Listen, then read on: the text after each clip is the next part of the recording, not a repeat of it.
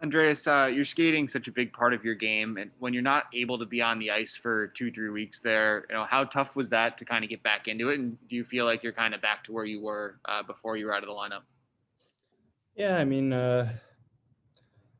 obviously it's tough taking those 2, 3 weeks off, 2 weeks of not skating. So I think anybody would have a tough time. But I think like anybody, the first 2 days were just get the feel back, and then I think we've all skated so much in our life that it's like riding a bike. It comes so naturally. So it's a couple days, and you kind of get back in your rhythm, and once you play that first game, you get it under your belt, and then kind of just keep trying to take steps forward. After last night's game, Todd was complimentary of your line. Were you pretty pleased with the number of chances that you guys were able to create in the win last night?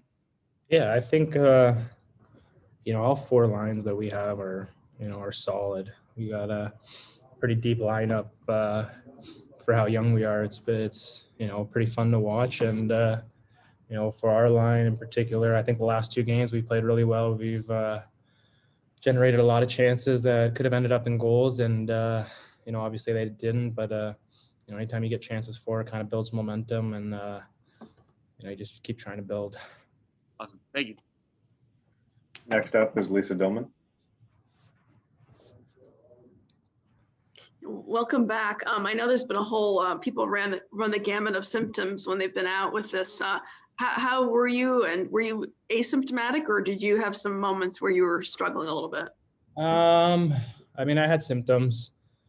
I don't want to say they were terrible, because obviously there's people out there that are dealing with a lot more serious symptoms. But me personally, I never really had a fever, but I had some symptoms that were definitely I was aware of, and kind of kept me bedridden for the first week. I wasn't really able to do much or eat. I didn't really have any energy, and but they kind of surpassed. They weren't too bad, but I was aware of them, and it wasn't fun, but I was able to get through it without an issue, really. And I'm glad to hear that. Were you able to keep in? Was your family calling? Were you FaceTiming? And I imagine their support and concern was from afar helpful. Yep, I had FaceTimes every day with mom and dad. They call me in the morning, and two times probably around a day, just to check up on me and see how I was feeling and stuff. And friends, girlfriend, teammates were all checking up on me, which is that's a good feeling to have those people in your life just looking out for you, and that kind of just makes it a little bit easier to get through it and kind of push to get back as quick as possible. Well, thank you, and welcome back. Thank you. Any more questions for Andreas? One more here from John Hoven.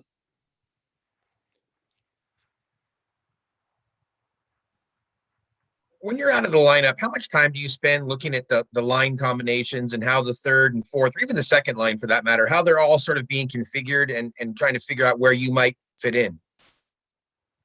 I don't think I really pay attention to that too much.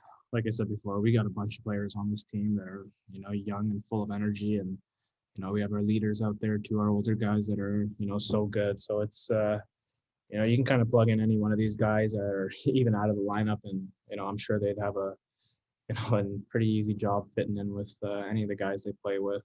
Like I said, all four lines are, it's pretty fun to watch us. I think, there's a lot of upside to our team. But I'm excited to play with any of these guys. They're all, great guys, fun to be around in the locker room, and, it's a lot of fun playing with them on the ice too as well. We've seen a lot of players come through here and through the years and say things similar to what you just said, great guys, great locker room, et cetera.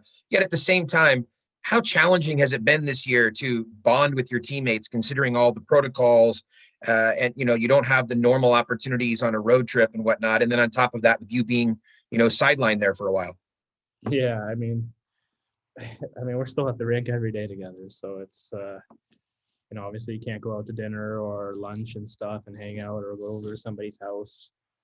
But you know, we spend so much time at the rink, so it's you get plenty of time to, you know, bond with the guys and, you know, get a feel for everyone. And you know, I don't think that's an issue at all.